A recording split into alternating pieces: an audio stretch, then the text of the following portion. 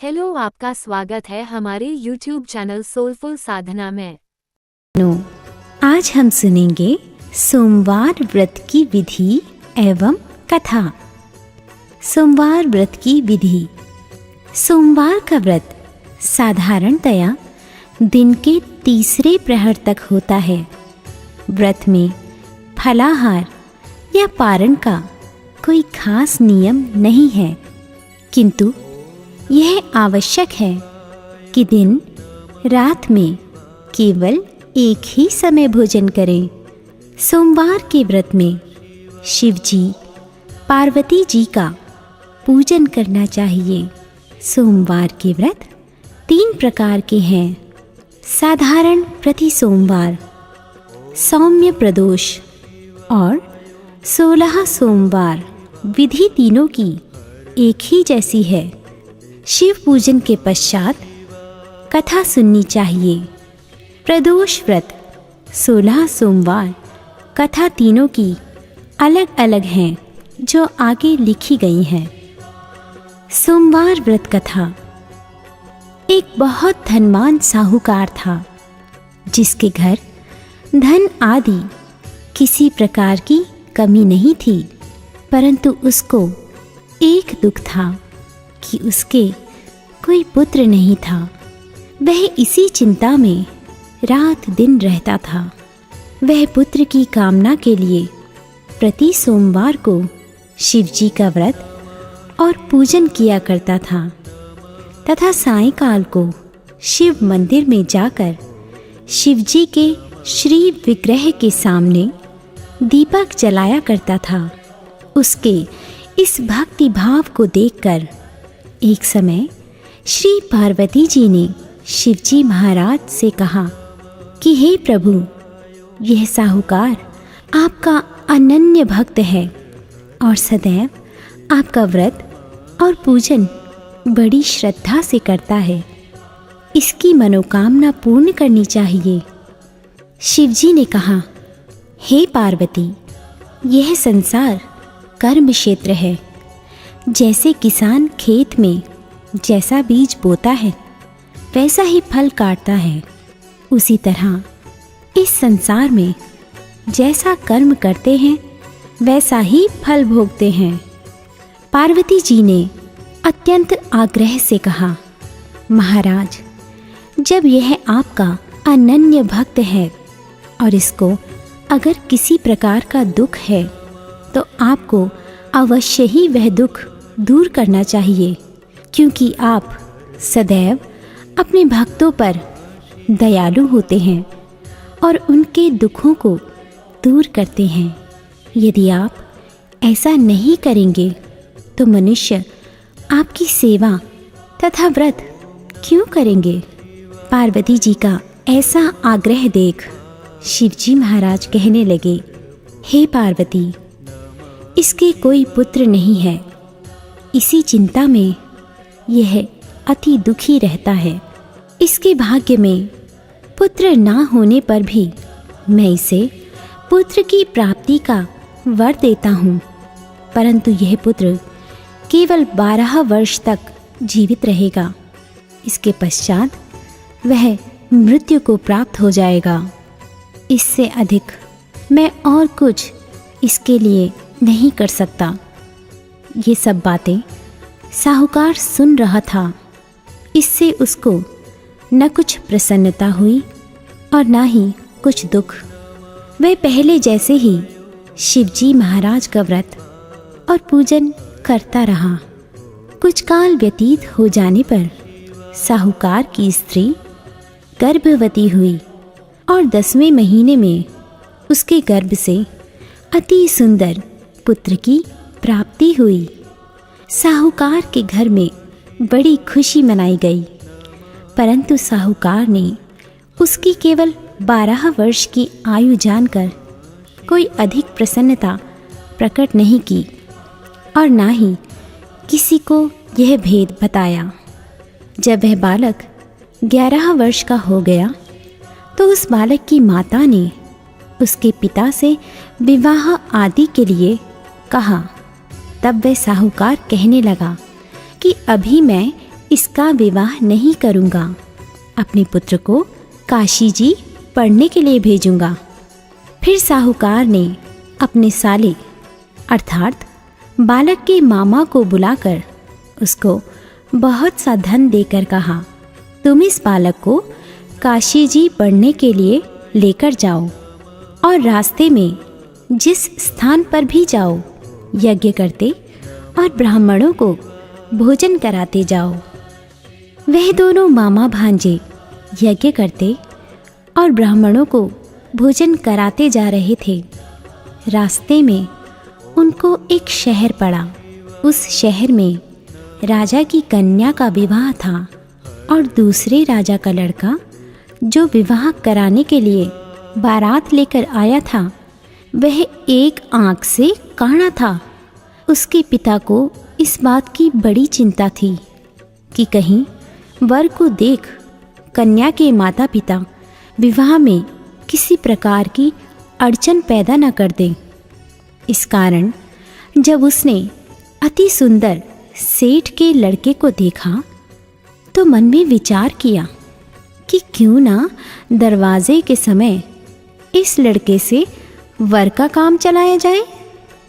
ऐसा विचार कर वर के पिता ने उस लड़के और मामा से बात की तो वे राजी हो गए। फिर उस लड़के को वर के कपड़े पहनाकर तथा घोड़ी पर चढ़ा दरवाजे पर ले गए और सब कार्य प्रसन्नता से पूर्ण हो गया।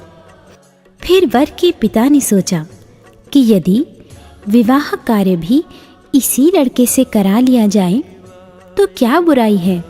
ऐसा विचार कर लड़के और उसके मामा से कहा, यदि आप फेरों और कन्यादान के काम को भी करा दें तो आपकी बड़ी कृपा होगी और मैं इसके बदले में आपको बहुत कुछ धन दूंगा।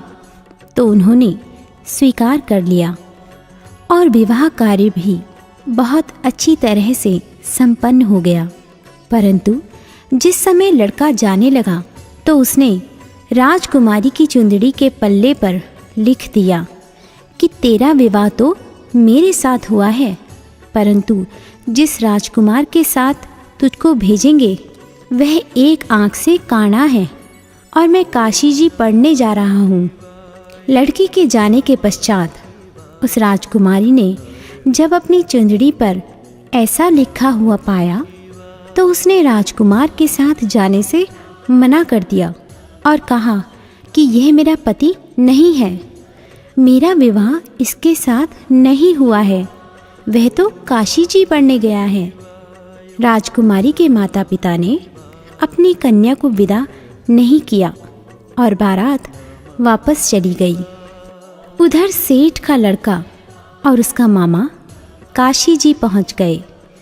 वहां जाकर उन्होंने यज्ञ करना और लड़के ने पढ़ना शुरू कर दिया। जब लड़के की आयु 12 साल की हो गई उस दिन उन्होंने यज्ञ रचा रखा था कि लड़के ने अपने मामा से कहा, मामा जी आज मेरी तबीयत कुछ ठीक नहीं है। मामा ने कहा, अंदर जाकर सो जाओ। लड़का अंदर जाकर सो गया और थोड़ी देर में ही उसके प्राण निकल गए। जब उसके मामा ने देखा कि वह बालक मुर्दा पड़ा है तो उसको बहुत दुख हुआ और उसने सोचा कि अगर मैं अभी रोना पीटना मचा दूं तो यज्ञ का कार्य अधूरा रह जाएगा। अतः उसने जल्दी से यज्ञ का कार्य संपन्न कर ब्राह्मणों के जाने के बाद रोना पीटना आरंभ कर दिया। संयोगवश उसी समय शिव पार्वती जी उधर से जा रहे थे। जब उन्होंने जोर जोर से रोने की आवाज़ सुनी तो पार्वती जी कहने लगी, महाराज कोई दुखिया रो रहा है, इसके कष्ट को दूर कीजिए। जब शिव पार्वती जी ने पास जाकर देखा तो वहाँ एक लड़का मुर्दा पड़ा था। पार्वती जी कहने लगी, महाराज ये तो उसी सेठ का लड़का है जो आपके वरदान से हुआ था। शिवजी कहने लगे, हे पार्वती, इसकी आयु इतनी ही थी सो यह भोग चुका। तब पार्वती जी ने कहा, हे महाराज, इस बालक को और आयु दो, नहीं तो इसके माता पिता तड़प तड़प कर मर जाएंगे। पार्वती जी के बार बार आग्रह करने पर शिवजी ने उसको जीवन दान दिया और शिवजी महाराज की कृपा से लड़का जीवित हो गया। शिव पार्वती कैलाश चले गए। तब वह लड़का और मामा उसी प्रकार यज्ञ करते और ब्राह्मणों को भोजन कराते अपने घर की ओर चल पड़े। रास्ते में वे उसी शहर में आए जहाँ उसका विवाह हुआ था। वहाँ पर आकर उन्होंने यज्ञ आरंभ कर दिया तो उस लड़के के ससुर ने उसको पहचान लिया और अपने महल में ले जाकर उसकी बड़ी खातिर की। साथ ही बहुत दास दासियों सहित आदरपूर्वक लड़की और जमाई को विदा किया। जब वे अपने शहर के निकट आए तो मामा ने कहा, मैं पहले तुम्हारे घर जाकर खबर कराता हूँ। जब उस लड़के के मामा घर पहुँचे तो लड़के के माता पिता घर की छत पर बैठे हुए थे और यह प्रण कर रखा था कि यदि हमारा पुत्र सकुशल लौट आया तो हम राजी खुशी नीचे आ जाएंगे, नहीं तो छत से गिरकर अपने प्राण खो देंगे। इतने में उस लड़के के मामा ने आकर यह समाचार दिया कि आपका पुत्र आ गया है, तो उनको विश्वास नहीं आया। तब उसके मामा ने शपथ पूर्वक कहा कि आपका पुत्र अपनी स्त्री के साथ बहुत सारा धन लेकर आया है। तो सेठ ने आनंद के साथ उनका स्वागत किया और बड़ी प्रसन्नता के साथ रहने लगा। इसी प्रकार जो कोई भी सोमवार के व्रत को धारण करता है अथवा इस कथा को पढ़ता है और सुनता है, उसकी समस्त मनोकामनाएं पूर्ण होती हैं।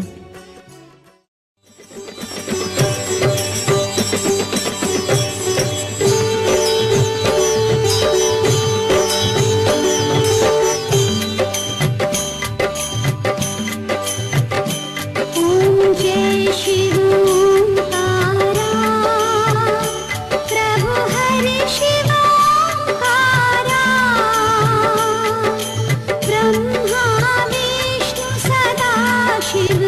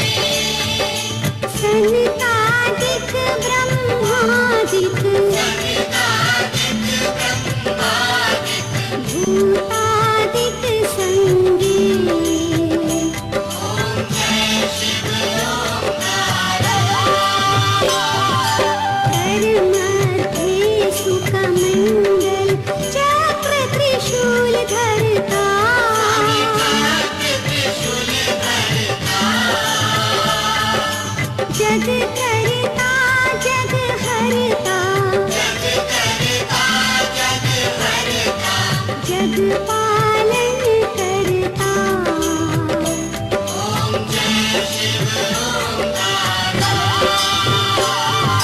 ब्रह्मा विष्णु सदा शिव जानत अविवेका।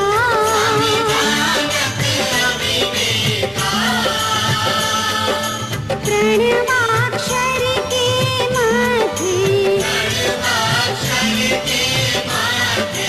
ये तीनों एका।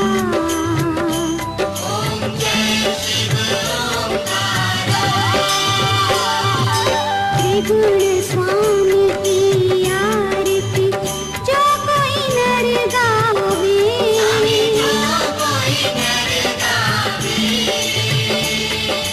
कहत शिवानंद स्वामी मनवांछित फल पावे।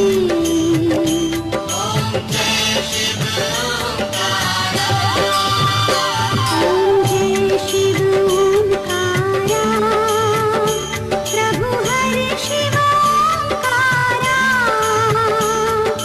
ब्रह्मा विष्णु सदा शिव ब्रह्मा विष्णु सदा शिव अर्धांगी धारा। ओम जय शिव। अगर वीडियो अच्छा लगा तो सब्सक्राइब करें हमारे YouTube चैनल सोलफुल साधना को।